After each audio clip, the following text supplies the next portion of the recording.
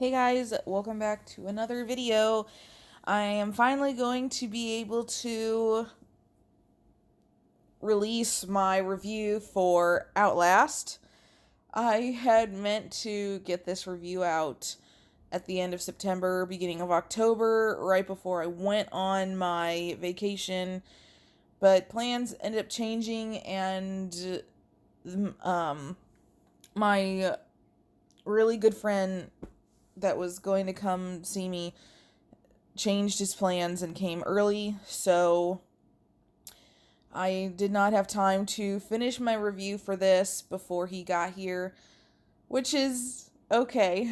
I didn't mind at all. I had an absolute blast while he was up here, and I really needed a break from YouTube after going at it for a year straight.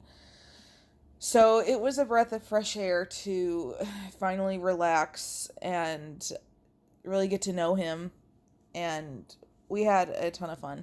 So, but he left and went back home the other day, so now I can go back to my normal schedule. I will be uploading just as much as I was beforehand, if not more. It just kind of depends on how my schedule goes.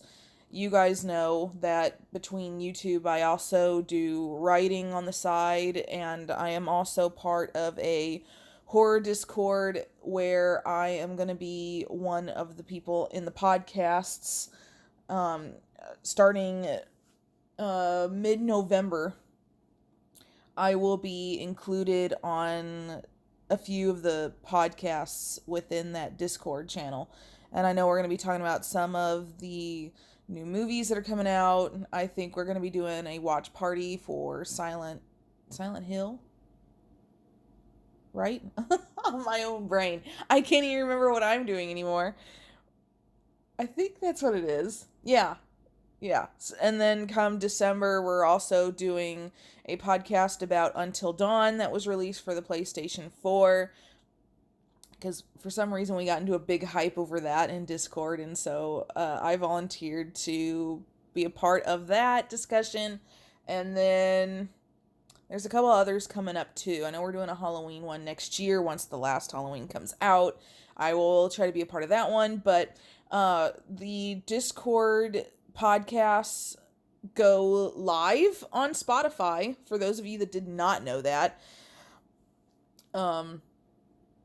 It's under Infinite Ammo Syndicate, I believe. So the guy that's in charge of it, it's also going to be posted to his YouTube. I'm going to find a way to either link it or somehow get it attached to my YouTube so you guys can watch it or listen to it if you want to. So I'll be part of those. So that's going to be really fun. I'm jumping out of my box.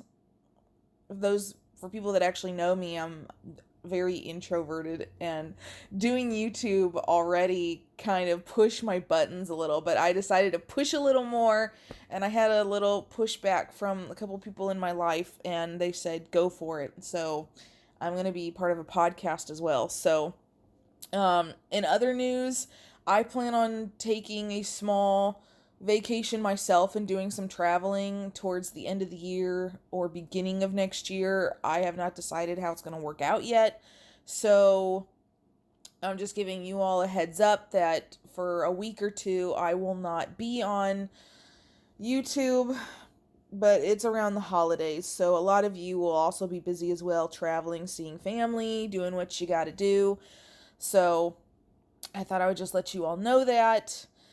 Also, so my timeline as of right now for YouTube is kind of at a stall. After this review, I think I have a couple videos that I had pre-recorded for my vacation for the Naruto game I had been playing, so I might upload those. But other than that, I do not plan on starting anything new until I get my physical copy of House of Ashes, which is coming out in the next day or two.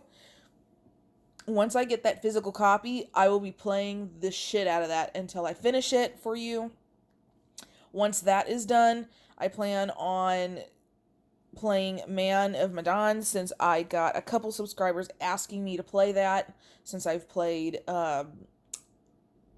Little Hope and then playing the new one. So I'll be playing the first one of the Dark Pictures series. Once I am done with that, I still have a challenge issued for Outlast 2. So one of my really good friends from my horror Discord challenged me. Well, I more so challenged myself. I told him, I decided to open my mouth and say I could beat an achievement that he couldn't get. So he said, okay, big shot, then go at it. And I said, okay, I'll do that. So I bought Outlast. I played the first one, because obviously I'm going to play the first one in the DLC before I play the second. But the challenge is actually issued for the second game. So as soon as I get done with the Dark Pictures, the 2 for those that I want to play, I'm going to get right into Outlast 2. So hopefully I can get all that done before the holidays. Even if I don't get the challenge done, which I know, me and my big mouth, I will have to tell him that I tried my best. I'm a wimp. There's probably... Sorry guys, there's probably no way I'll get that challenge done, but it was all in good sport, and he understands that, and knowing him, he's probably going to watch this video, considering he's the one who got me to play Outlast anyway, so he probably wants to hear my review on it, but it's going to be interesting. I'm going to try to do the challenge, but we'll see how far I get. But anyway, after that, it might be the holidays, or it might be after the holidays before I get to Outlast, but as soon as I finish Outlast 2, then I will be going back to the Wheel of Games, unless there are new games coming out. I do know that next year, the Outlast trials are coming out somewhere towards the latter part of the year, so I'll be playing that. There's a new Lord of the Rings Gollum game coming out next year. I am super hyped for that, so that is on my list, as well as the new Harry Potter game that's supposedly coming out. So those 3 I know are on my list. Other than that, I have to look into the horror community and see what kind of new games are coming out.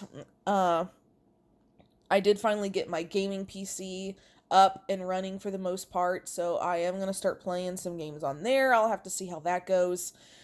Other than that, I did go out and buy a few games to add to my Wheel of Games choices. Ones that I've been wanting to play for a while, and I thought, oh, okay, these would work well for YouTube. So, like, I bought Assassin's Creed Valhalla. My friend that came up to visit me has been playing that, and I've been helping him with some of the mythical weapons and following him as he's been playing. So as soon as I watched him play a lot of it, I was just like immediately hooked, and I'm like, I have to have this game. So I bought it for myself, so I'll be playing it for my channel, as well as I bought Little Nightmares. I am super excited to play that game. I saw a little bit of gameplay for the second one, but not the first one, and immediately was hooked, so I'm going to be playing that, as well as I got Code Vein, for those of you who know that, and then my friend that came to visit also got me into Dark Souls, so I bought the first couple in the series for that, and I will be playing that for my channel as well, and I think there's a couple others, but those will all be on Wheel of Games. It's all going to be randomized, as long as there's nothing I'm like really super excited to play. So, but anyway, that's my timeline for the next couple months. If there's something you guys want to see in particular that I've listed or that you think I would enjoy, then just drop me a comment. I've tried to answer any and all questions I get. I appreciate getting feedback and hearing from you guys. It means a lot. So anyway, on to my review. So Outlast, the game I believe came out in 2013, and the DLC was either 2013, 2014. I'm not sure on the DLC when that came out. I didn't look it up. So starting off with interest value, when I do my interest value, I try to base it off of your typical standard gamer, not any gamers that keep up to date and in the news when it comes to horror games or games in general and are know what the new ones that are coming out and have tons of knowledge. When I try to do my interest value rating, I try to base it off of people that are typical gamers that just, will this game catch their eye if they're walking through Walmart or Best Buy or their local video game store?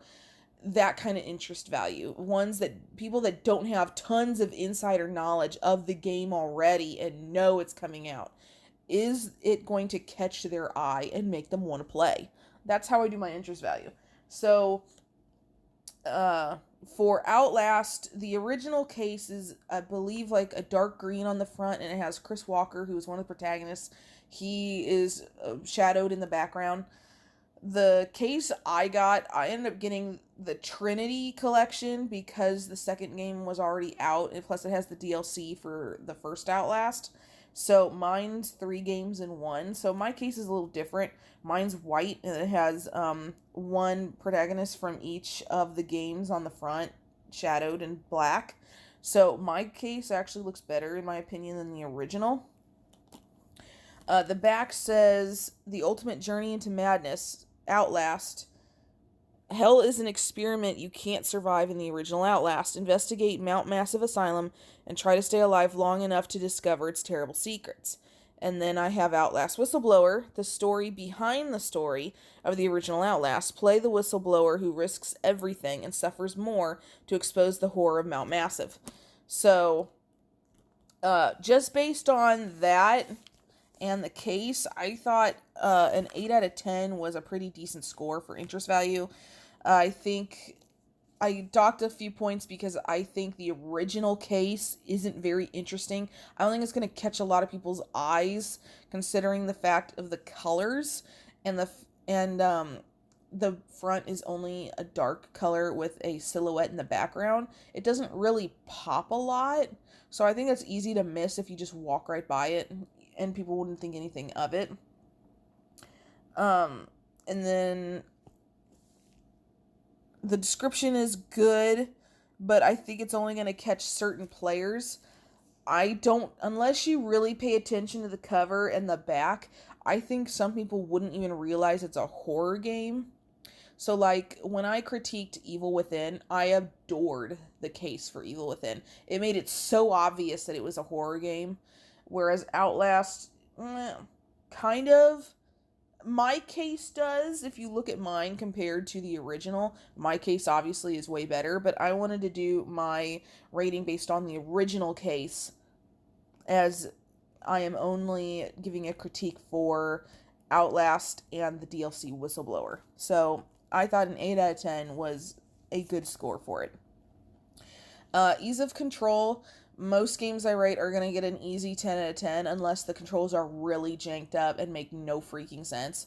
So the controls are pretty easy to learn. One is to raise your camcorder, another is to change batteries, another is your night vision, there's one for crouching, one for running. There aren't that many to memorize, and while you can't change them in the main menu, which is unfortunate, they're really easy to learn, so it really wasn't a problem. The only issue I had was a couple times I ended up accidentally hitting my reload battery button, and even if my batteries were full and you hit that button, it'll reload new batteries and waste a set that you had. So that was the only issue I had, but other than that, it was fantastic. So that was easily a 10 out of 10 for me. Graphics. The graphics are amazing. For when this game came out, I mean, even if you watch it, it's a little grainy at first. I was having a little trouble with my recording for this, but it's fantastic. The textures, the colors, the look, the gore, the viscera in the game was amazing. The old colors, I mean, just look at the event that he's in right now. It's fantastic. The colors are amazing. The only issue I had was when you look at some of the characters you meet, they almost looked clay-like or puppet-like. Now, obviously these people have been tortured and had experiments done on them, so they don't look normal, and I get that, but some of them just look so weird that it almost was more comical than scary, in my opinion, in certain aspects. But that was really the only bad knock I had against it, was some of the characters just look weird and don't look natural, I guess you could say. So, but other than that, the transitions were good. The graphics were clean. And I had no other issues besides that. So, for the graphics, I gave it an easy 9 out of 10 for that. Freedom of the game. There really wasn't a lot of freedom. The game had a set storyline, and it kind of pushed you along as you went. There were certain areas where once you dropped down a pipe or went through a door, it would lock behind you, and you couldn't go backwards. So if you missed anything, you were kind of shit out of luck. You had to keep going. So it was hard to get lost, I guess you could say. There was only a couple areas where you had multiple places to go, but once you went down one and finished it, you can go back and do the other. You could tell which way you're supposed to go. Plus, you had your objective that you could check all the time, and that would easily tell you where you were. There was no map, but it was easy enough to follow and know where you were supposed to go the whole time. So, yeah, there wasn't a lot of freedom. The DLC actually had more freedom in it than the original game did. There were quite a few areas that I can remember from the DLC where there was multiple large rooms all together, and there was multiple ways you could go, especially if you were getting chased. You could easily get lost sometimes if you went the wrong way.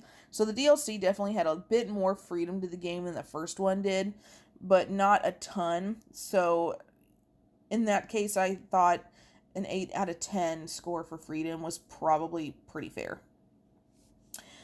The game story, I loved the game story. It made sense from beginning to end, as long as you actually paid attention to the game and didn't just bum rush through it.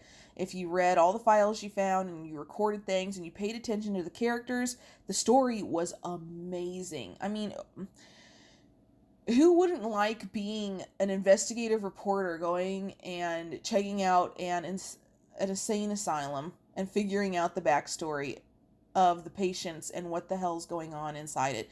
It was a brilliant idea, especially considering the fact that this is one of the few games I've played where in a horror game, most of them you can at least defend yourself. This game, you're not allowed to. The only thing you can do is run, hide, or get brutally murdered by one of the people in the game. And there's so many dark areas that the only way you can see like in the gameplay right now, the only reason you can see is by using the camcorder's night vision. Otherwise, it's pitch black. So it's an element of the game that was absolutely fantastic and I absolutely loved, was the fact that certain areas could only be seen if you used the night vision. It made it even creepier. So that was fantastic. Now, if you missed a lot of the files or don't pay attention or you just rush right through the game and just try to finish it, then the story won't make any sense and you'll be left absolutely flabbergasted at the end and have no idea what the fuck happened. Some people can say, oh, well, you could still be confused even if you read all the files. Technically, maybe that's where the DLC came in. The DLC, if you played it, answered pretty much every question I had lingering at the end of the first game.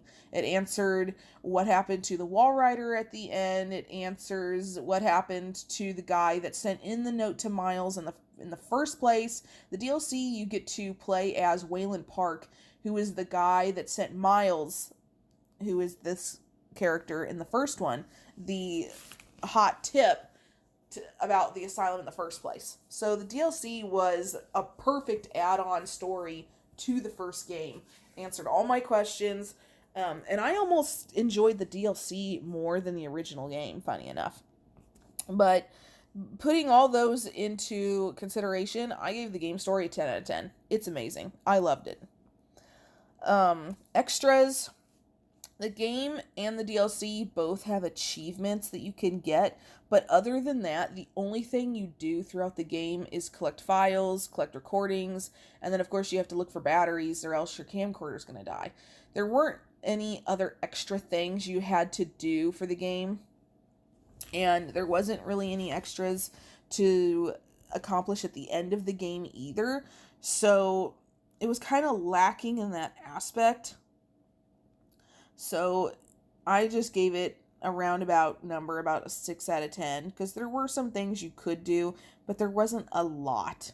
So I figured that was a pretty fair score. Time, as you guys know, when I do my time review, I base it off of how many hours I've spent in the game. I think it's kind of a fair way to do it, and I base it off of a typical run. I don't speed through any games, and I don't take my sweet ass time either.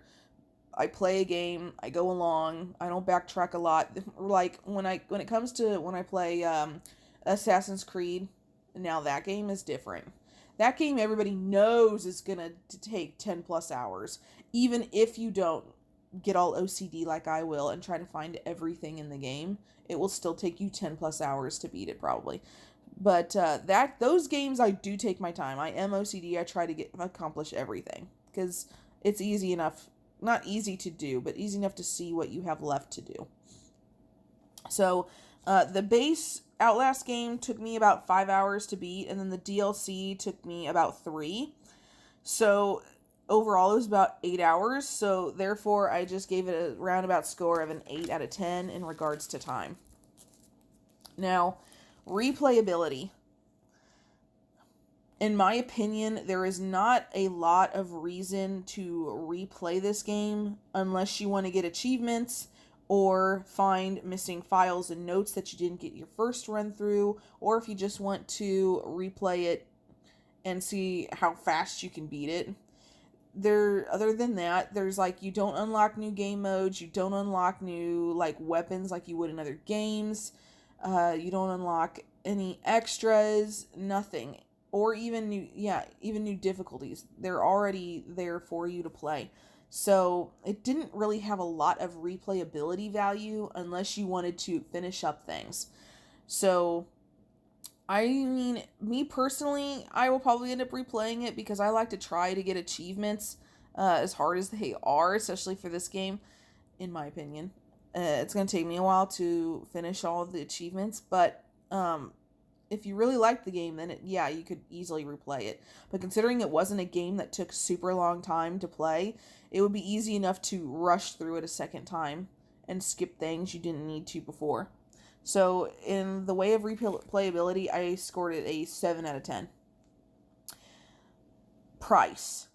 I bought the whole trilogy, considering the fact I got it 8 years after it came out. I bought it all for $20, but when it first came out, it was $20 for the base game, and then when the DLC came out, the DLC was $9. So basically, for the whole first game to get everything, it was about $30, which I think is really a great price considering how long the game is, because your typical game nowadays is probably 8 to 10 hours long, depending on how fast you play it, and you're looking at paying anywhere between $40 to $60 for a game, a brand new game. So to spend $30 for a full game was not bad. I think it was definitely worth it, and many people don't realize it was an indie-made game, so they didn't have a lot of backing in the first place. So I'm giving huge kudos to this company for making this game, because the amount of hype it got, it exploded when people played this game. They sold a ton of these, and it was super popular, and I can see why. It's a fantastically made game, considering it didn't have a lot of backing. Well thought out, well created, and to go and make a horror game where you can't fight back, and you can only run or hide while you record events is brilliant. Like, it was really good, and I really enjoyed it. It ups the scare factor when you can't fight back and the only thing you can do is run or hide. That definitely made it really interesting for me. So in regards to price, I decided it was a 9 out of 10 in that aspect. And then lastly is my personal score. This is just my own personal thoughts on the game. I adored the game. I did have some problems with it, but other than a few things, I absolutely loved it. It was a great recommendation. I had seen gameplay of it before, but actually playing it myself scared the shit out of me. I mean, anybody that watched me play this game, I don't think there was one video that I did not scream in or even die in. Like, some of these areas I had trouble with. And that's just because I'm a little bitch. So, horror games scare the fuck out of me. And that's why I like to play them, because they're so much fun. And obviously, this is probably one of my more popular series I've actually played for YouTube. I got the most subscribers from playing this. And I think it's because the horror industry has absolutely boomed over the past couple years. Everybody wants to see horror games, and they like to see jump scares and people's reactions to scary things, especially if they know already what's happening, and even people that don't know and don't recognize the game, and then they can get scared as well. It's just become a really popular topic, and so I think that's why I'm not going to so much focus on horror in general for my channel, but I'm gonna definitely a big chunk of the games I'm going to play for my channel will focus in the realm of action and horror, as it seems to be very popular. But anyway, overall, I really like this game. It was very well executed, it made sense, it completely drew me in, it left me terrified. My heart was pounding through the whole freaking game. Like, I seriously thought I was going to have a heart attack. So, I can only imagine what Outlast 2 is going to do to me when I finally get to that game. But I am super excited to see, because apparently that one's even scarier and harder to play. So, I know my challenge friend is probably going to laugh his ass off when he watches me play Outlast 2. So, I know he's looking forward to that, and so am I. I definitely recommend this game to anybody who loves horror and has not played this yet. It's definitely worth the money to play. Especially though, definitely get the DLC. Otherwise, it won't make sense. Plus, I think the DLC is worth the play anyway. I think it's almost better than the original game itself. So this game could definitely screw up your brain though. It's a psychological horror. There's lots of gore, viscera, there's violence, there's nudity, there's sexual content, lots of coarse language, but it is a fantastic game. Totally worth it all, and then some. So my personal score, I gave it a 9 out of 10. I had a few issues, therefore it didn't get a perfect score, but definitely a 9 out of 10 ranking. If you add all my scores together, basically I ended it with an 84 out of 100 or an 8.4 out of 10. So that would be a B letter for scoring. And I think that's a pretty good score considering the fact that it is an indie game. A lot of people would say, oh, it deserves a better score than that. Or there's even going to be people that say, oh, I think it deserves a less score than that. It was a hit or miss game for people. You either liked it or you hated it, I guess. So, but I loved it.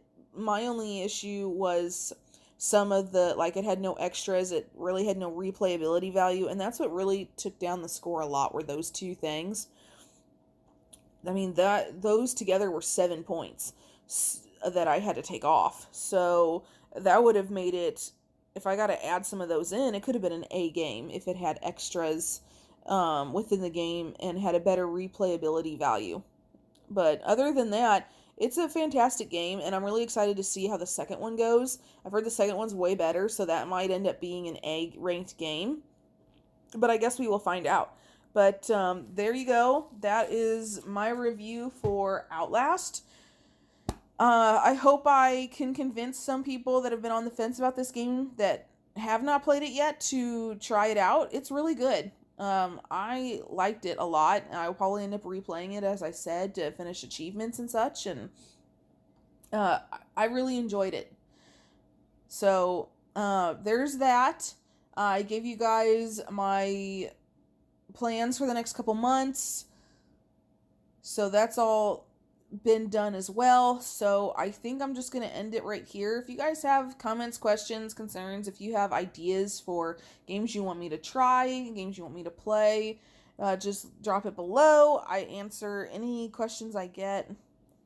Now that my schedule's somewhat trying to be back to normal, I'm going to be pretty busy between this and my writing and my Discord, especially once my podcasts start up. So, I will try to make time for any questions and such that you all have, as well as still continue to give you up-to-date content. So, anyway, thank you guys so much for watching. I appreciate you all. Don't forget to like, comment, and subscribe for more. And as always, I will see you all in the next video.